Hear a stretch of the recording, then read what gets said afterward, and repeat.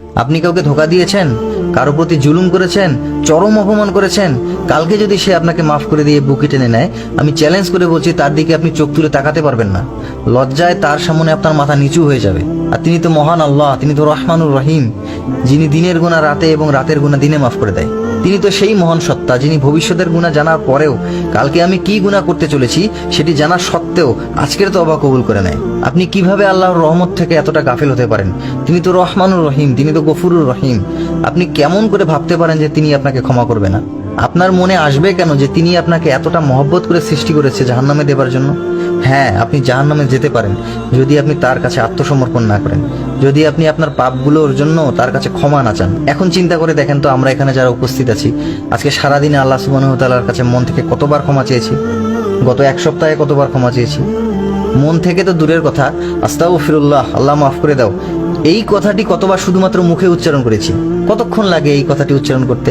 1 সেকেন্ডের 2-3 ভাগের 1 ভাগ, এতটুকুই আমরা বলিনি। অথচ চিন্তা করে দেখেন গুনাহ কতগুলো করেছি, আল্লাহ সুবহানাহু ওয়া তাআলার সাথে নফরমানি কতগুলো করেছি, কত ওয়াক্ত নামাজ নষ্ট করেছি, কত জনের সম্পর্কে গীবত করেছি, কতবার চোখের জিনা করেছি, কত জনের হক অন্যায়ভাবে নষ্ট করেছি, কত হাজার মিথ্যা বলেছি।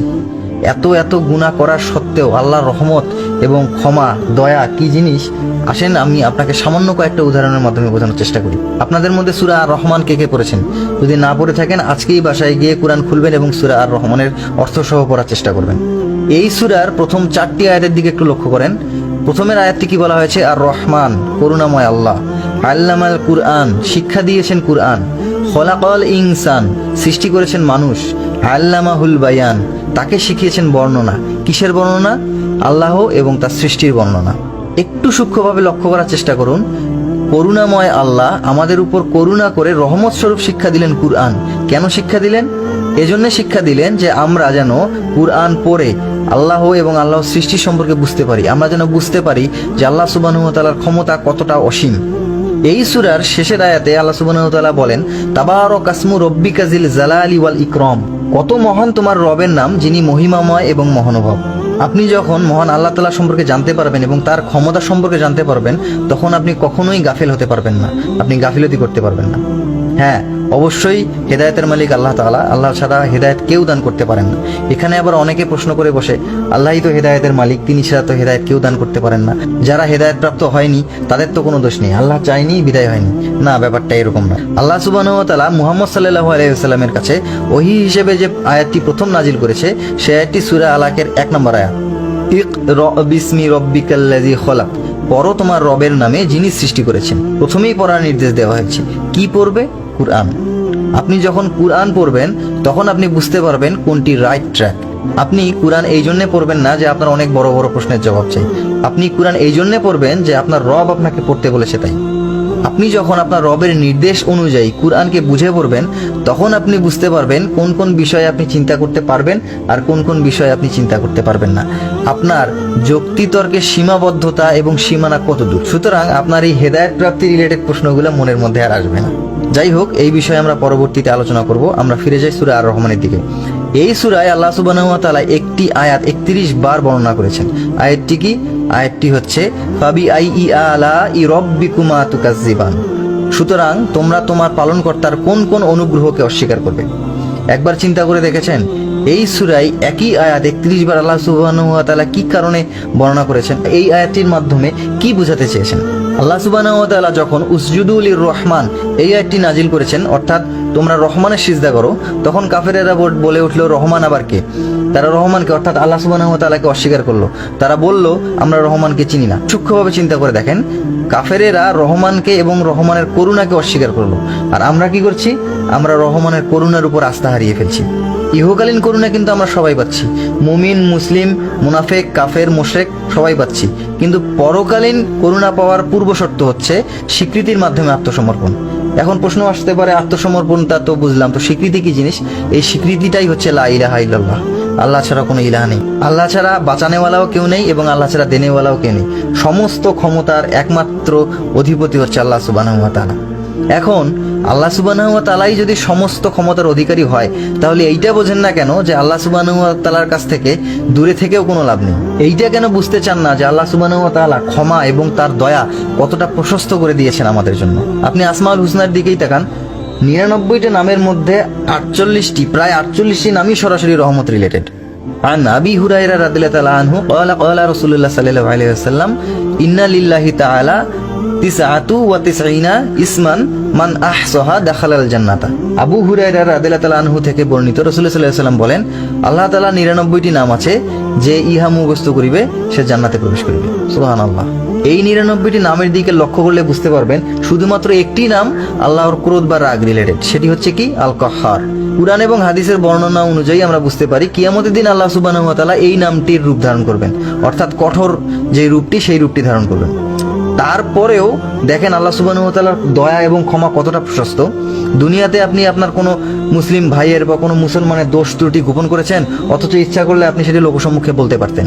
কিয়ামতের দিন আল্লাহ সুবহানাহু ওয়া তাআলা নূরের পর্দা দ্বারা সমস্ত কিছুর কাছ থেকে আপনাকে আড়াল করে নেবে, নিয়ে জিজ্ঞাসা করবে, বান্দা তুমি এই পাপ করেছিলে?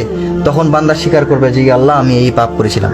আল্লাহ সুবহানাহু ওয়া তাআলা তখন বলবেন যে দুনিয়াতে তুমি আমার অমুক বান্দার অমুক দোষ ত্রুটিগুলো গোপন করেছিলে, আজকে যাও আমি তোমার পাপগুলোকে গোপন করে দিলাম, আজকে আপনার পাপগুলোকে ক্ষমা করে দিলাম। চিন্তা করে দেখেন, সমস্ত কিছুর কাছ থেকে নূরের পর্দা দিয়ে আড়াল করে নেওয়া এবং আপনার পাপগুলোকে ক্ষমা করে দেওয়া, এটি কি রহমত নয়? হাদিসে এক জাহান্নামী ব্যক্তির কথা এসেছে, জাহান্নামে সে অসহনীয় শাস্তি ভোগ করতে থাকবে। কত শত বছর জাহান্নামে সে শাস্তি ভোগ করবে আল্লাহ ভালো জানেন। তো ওই ব্যক্তি তার শাস্তির কঠোরতায় চিৎকার করতে থাকবে এবং আল্লাহকে ডাকতে থাকবে, ইয়া মান্নান ইয়া হান্নান। তো আল্লাহ সুবহানাহু ওয়া তাআলা ফেরেশতাদেরকে বলবে, যাও দেখো কোন বান্দা আমাকে ডাকছে। তো তাকে আল্লাহ সুবহানাহু ওয়া তাআলার সামনে উপস্থিত করা হবে। আল্লাহ সুবহানাহু ওয়া তাআলা তাকে জিজ্ঞাসা করবে, কি অবস্থা তোমার, তুমি কেন আমাকে ডাকছো? তখন ওই জাহান্নামী বান্দা তার শাস্তির বর্ণনা দিয়ে আল্লাহ সুবহানাহু ওয়া তাআলাকে বলবেন, ইয়া আল্লাহ আমি এই শাস্তি আর সহ্য করতে পারছি না, তুমি আমাকে ক্ষমা করে দাও। তখন তার পাপগুলোকে স্মরণ করা হবে, অর্থাৎ তাকে বুঝিয়ে দেওয়া হবে যে এই গুনার কারণে আজকে তার এই অবস্থা। তাকে বলা হবে, যাও তুমি তোমার পূর্বের জায়গায় ফিরে যাও। ওই জাহান্নামী ব্যক্তি ফিরে যেতে থাকবে এবং বারবার পিছনে ফিরে তাকাতে থাকবে এবং আল্লাহকে বলতে থাকবে, ইয়া আল্লাহ একবার তোমার রহমতে সেই আযাব থেকে তুমি আমাকে বের করে নিয়ে এসেছো, দ্বিতীয়বার সেই আযাবে তুমি আমাকে নিয়ে যেও না। তখন আল্লাহ তাআলা বলবেন যে সে আমার রহমতের ওসিলায় আমার কাছে চেয়েছে, যাও আমি তাকে মাফ করে দিলাম। বনী ইসরাইলের এক ব্যক্তির কথা আপনারা অনেকেই জেনে থাকেন, হাদিসে এসেছে 99টি খুন করেছে। আল্লাহ তাকে মাফ করবে কিনা এইটি জানার জন্য এক আবেদের কাছে চলে গিয়েছে। আবেদ তাকে বলেছে যে তোমার ক্ষমা নেই। সেই আবেদকেও খুন করে সে 100টি খুন পূর্ণ করেছে। পরবর্তীতে তার মনে আবার অনুশোচনা জাগ্রত হয়েছে, সে একটি আলেমের কাছে গিয়েছে। সে আলেম তাকে সুসংবাদ দিয়েছে। সে বলেছে যে তোমার পাপ যত বড়ই হোক না কেন, আল্লাহর ক্ষমা এবং দয়া তার থেকেও বেশি। পরে আল্লাহ সুবহানাহু ওয়া তাআলা সেই ব্যক্তিকে ক্ষমা করে দিয়েছেন। 100টি খুন করার পরেও তাকে ক্ষমা করে দিয়েছেন। আপনি আমি কয়টা খুন করেছি আর আপনি ভাবছেন যে আল্লাহ আপনাকে মাফ করে দিবে না? ওই ব্যক্তি তো ক্ষমা চাইতেই পারেনি, অনুশোচনা আর ক্ষমা চাইবে এই নিয়তটাই যথেষ্ট করে দিয়েছেন আল্লাহ সুবহানাহু ওয়া তাআলা, তাকে মাফ করে দিয়েছেন। আল্লাহ সুবহানাহু ওয়া তাআলা সূরা ফুরকানের 70 নম্বর আয়াতে ঘোষণা দিলেন, ইল্লা মান তাবা ওয়া আমানা ওয়া আমিলা আমালাল সলিহান ফাউলাইকা ইউবাদদিলুল্লাহু সাইয়্যাতিহিম হাসানাত ওয়া কানাল্লাহু গফুরুর রহিম।